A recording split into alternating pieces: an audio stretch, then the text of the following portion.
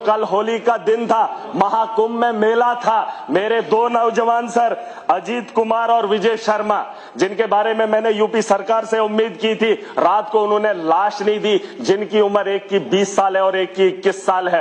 रोजगार मांगने के लिए गए थे, उम्मीद से गए थे, वहां पर मौत होगी, लाश भी नहीं ले आए सर हम। मैं कहना चाहता हूं लेबर के बारे में कि इनके वेजेस को यहां पर बढ़ाया जाना चाहिए। हमारे यहां कश्मीर की कंपनी, कश्मीर के अंदर जो कंपनी काम कर रही है, प्रोजेक्ट बना रही है, वहां पर अगर 40,000 या 30,000 एक लेबर को तनख्वाह मिलती है, सैलरी सर, और वहीं हमारे खिताई चनाब के अंदर, जम्मू डिवीजन के अंदर कुछ लोग ठेकेदारी कर रहे हैं और वही कंपनी, वही काम, वही प्रोजेक्ट, और उस आदमी को 15,000 दिया जा रहा है। 25,000 का घोटाला, ऊपर से ठेकेदारी हो रही है। मेरे पास सारे सबूत हैं, मैं इस ऐवान में उन्हें जमा भी करूंगा, एजेंसीज को भी दूंगा। कहां से हमारा जो है नौजवान सर तरक्की करेगा, कहां से हमारा जम्मू कश्मीर खुशहाली की ओर बढ़ेगा। जहां के नौजवान काम भी करता है, उससे उसका कमाया हुआ रोजगार भी छीना जा रहा है। आप लेबर और एम्प्लॉयमेंट की बात क्या ही करें। मैं सर इस ऐवान से उम्मीद करूंगा इसमें थोड़ा सा बेहतर माहौल बनाया जाए और लोगों के ये जो नौजवान है उनके बारे में सोचा जाए। और हमारे यहाँ जो प्रोजेक्ट हैं लोकल लेवल पे, लोकल्स को जो है सर प्रायोरिटी मिलनी चाहिए।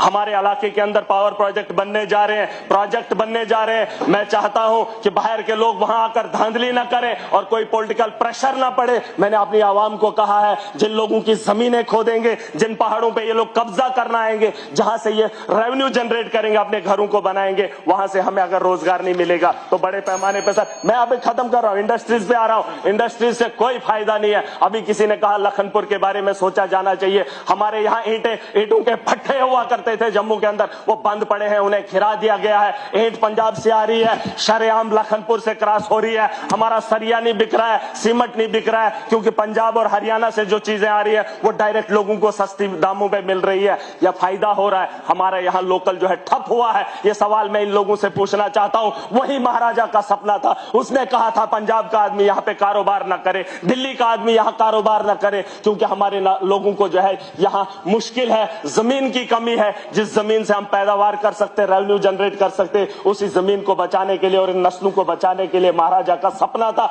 जिस सपने को तोड़ा गया और ये लोग तालियां बजाने लगे थे। सर मैं बात खत्म कर रहा हूं सर, मैं बात खत्म कर रहा हूं। और सर मोदी सरकार नहीं सर, सरकार ने कहा था कि नौजवानों के रोजगार के लिए हम लोन लाएंगे, लोन भी दिया पिछले 10 साल से।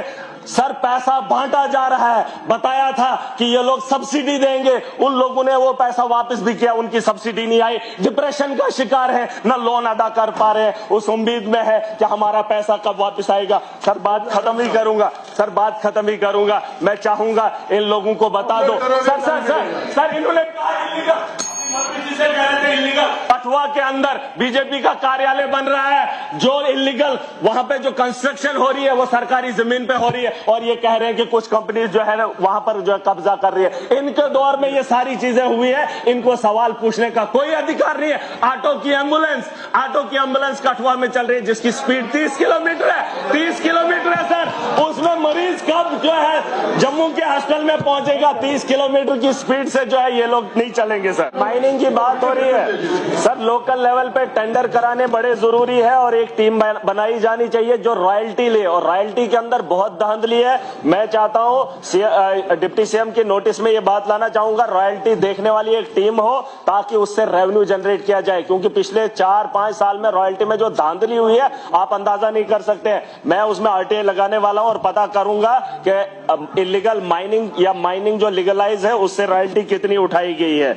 और मैं डिप्टी सीएम साहब से उम्मीद करूंगा कि आने वाले बजट में इजाफे में माइनिंग का एक बहुत बड़ा योगदान रहना चाहिए। सर पीडब्ल्यूडी की बात है, टेंडरिंग टाइम पे नहीं होती है, जिस तरीके से हमारे एक दोस्त ने कहा, बहुत अच्छी बात कही, 3 महीने के अंदर हमारे काम होते हैं, लेकिन जब टाइम पे टेंडरिंग नहीं होती है तो काम शुरू ही नहीं होते, ना वो कभी खत्म होते हैं। और उसके अलावा सर क्वालिटी ऑफ वर्क, इसमें R&B हो या PMJSY हो, सर सरकार रोड बनाना चाहती है, मुआवजा दे ही नहीं रही है। पुरानी जमीनों का मुआवजा अभी तक नहीं मिला, और नई जमीन कहते हैं कि स्टेट लैंड होगी तभी निकलेगी। फॉरेस्ट क्लियरेंस नहीं मिलती है, कई सालों से फॉरेस्ट क्लियरेंस की वजह से आज तक रोड नहीं बने। मैं चाहता हूं इस ऐवान से, इस सदन से वो काम हो। लोगों की आप मलकियत जमीनें छीन रहे हैं, उनके मकानातों को उजाड़ दिया, कई सालों से मुआवजा उनका नहीं दिया, लेकिन जंगलात आने की वजह से जंगलात की क्लियरेंस नहीं ला पाते हैं। मैं इस हाउस से उम्मीद करूंगा कि जंगलात का डिपार्टमेंट सरकार का है और सरकार अगर इजाजत नहीं देती है, कहीं ना कहीं ये कमजोरी है सर हमारी।